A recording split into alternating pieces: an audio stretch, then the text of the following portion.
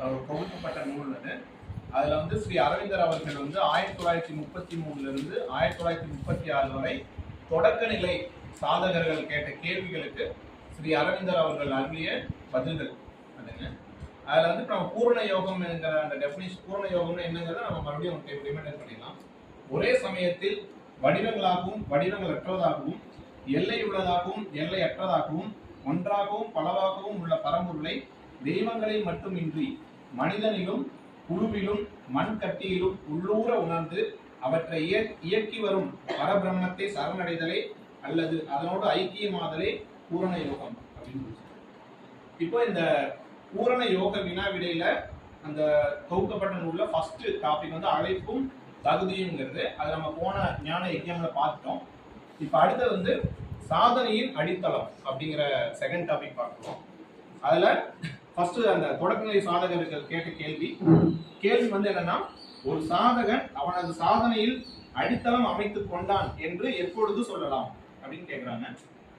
அதுக்கு அரவிந்தர் சொன்ன பதில் வந்து, அவனுக்கு நிலையான அமைதி, சமதை, பக்தி, தொடர்ந்த ஆன்ம அனுபவம் உள்ள போது அப்படின்னு சொல்றாரு.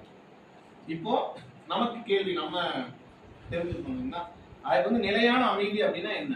நிலையான அமைதி அப்படின்னா, அதாவது நிலையான அமைதி பெர்மனன்ட் இன்னர் பீஸ் என்பது வெளிப்புற சூழ்நிலைகள் மாறினாலும் மனம் அடிப்படையில் அமைதியாக இருப்பதை குறிக்கிறது. எளிமையா சொல்லணும்னா எளிமையா சொன்னோம்னா, பணம் இருந்தாலும் இல்லாவிட்டாலும், வெற்றி வந்தாலும் தோல்வி வந்தாலும், யாராவது பாராட்டினாலும் விமர்சித்தாலும், வாழ்க்கையில் ஏற்றத்தாழ்வுகள் வந்தாலும் உள்ளுக்குள் ஒரு ஆழமான நிம்மதி, தெளிவு, சமநிலை நிலைத்திருப்பதுதான் நிலையான அமைதி. அமைதி என்பது வெளியே இருந்து கிடைப்பதல்ல, அது ஏற்கனவே நமக்குள் இருக்கும் இயல்பான நிலை. மனம் ஆசை, பயம், கோபம், பொறாமை போன்றவற்றால் அலைப்பாயும் போது அந்த அமைதி மறைந்து விடுகிறது.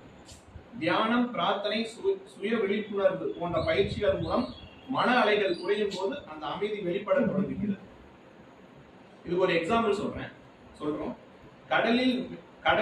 கடலில் மேலே அலைகள் எப்போதும் இருக்கும், ஆனால் கடலின் ஆழத்தில் அமைதி.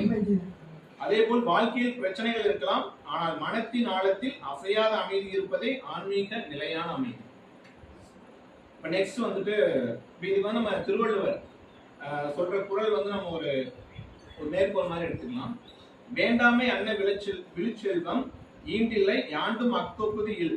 அதாவது ஆசையின்மை போன்ற உயர்ந்த செல்வம் வேற எதுவும் இல்லைன்னு சொல்றாரு. ஆசை இல்லைன்னா அமைதி வந்துடும்.